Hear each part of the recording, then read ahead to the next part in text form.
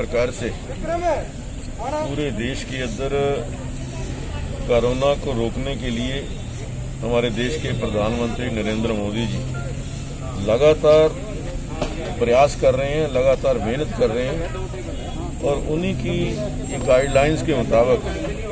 कि सभी जो हमारे प्रदेशवासी हैं, देशवासी हैं, जो हमारे पंचकूला के लोग हैं, उनको हम जल्दी से वैक्सीनेशन कर पाएं, जितनी जल्दी हो सके उतनी वैक्सीनेशन कर पाए। स्थान स्थान पर इस प्रकार के कैंपों का आयोजन किया जा रहा है और आज पंचकूला के अंदर एक ड्राइव थ्रू कि आप गाड़ी के अंदर बैठे रहिए, गाड़ी के अंदर आइए और बैठे बैठे आप वैक्सीनेशन करा करके यहाँ पर आधा घंटा इंतजार करिए और उसके पश्चात जा सकते हैं। मैं समझता हूँ कि इस अभियान से हजारों लोग एक दिन के अंदर वैक्सीनेशन करवा सकेंगे, वैक्सीनेशन का फायदा उठा सकेंगे और आज 18 साल से लेकर 44 साल तक के जो भी फर्स्ट टाइमर हैं, जो पहली डोज है, वो आज पेशेंट्स को दी जा रही है और मैं समझता हूँ कि इससे पंचकूला के नागरिकों को बहुत फायदा होगा। ये जो अभियान है ये कल तक चलेगा और जरूरत पड़ी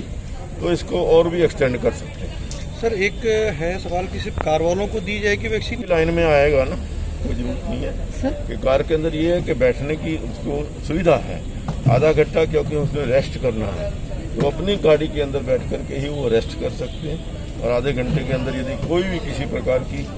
उनको प्रॉब्लम होती है या कोई असुविधा होती है तो उसका समाधान करने के लिए भी, उसका इलाज करने के लिए भी हमारी जो टीम है वो यहाँ मैदान के अंदर है, उसी समय उसका उपचार होगा। गुप्ता जी, कल प्रधानमंत्री नरेंद्र मोदी ने हरियाणा के गुरुग्राम के डीसी की बहुत ज़्यादा प्रशंसा की, उसको लेके आप क्या कहेंगे? और साथ ही साथ उन्होंने एक बात बहुत इम्पोर्टेंट कही कि हरियाणा में वैक्सीनेशन का बहुत वेस्टेज हो रहा है, उसके लिए क्या प्रबंध किए जाएंगे? जी, ये देखिए, ये मैं समझता हूँ कि सबसे पहले तो मैं आदरणीय प्रधानमंत्री जी का जो लगाव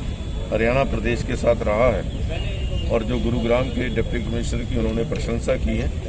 मैं समझता हूँ कि हमारा जो डिप्टी कमिश्नर है वो उनसे भी ज़्यादा एफिशिएंट है। यहाँ जिस प्रकार से इस कोरोना की बीमारी को टैकल करने के लिए जो कदम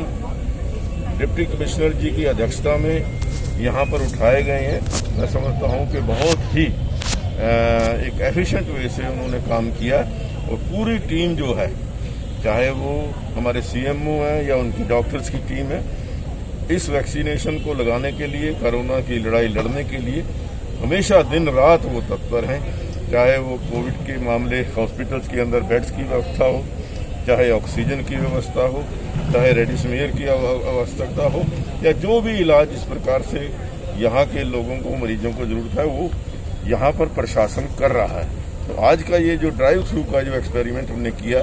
मैं समझता हूँ कि इसका बहुत लाभ जो हमारे पंचकूला वासियों को हो। सर, इसके साथ साथ एक ब्लैक फंगस वाली नई बीमारी भी आ गई, ब्लैक के साथ व्हाइट फंगस भी आ गया है, उसकी दवाइयाँ नहीं उपलब्ध हैं। देखिए, अभी ब्लैक फंगस आया है क्योंकि कोई चीज़ जितनी क्वांटिटी के अंदर तैयार हो रही है और कुछ फिर इमरजेंसी आती है, उसके अंदर समय थोड़ा बहुत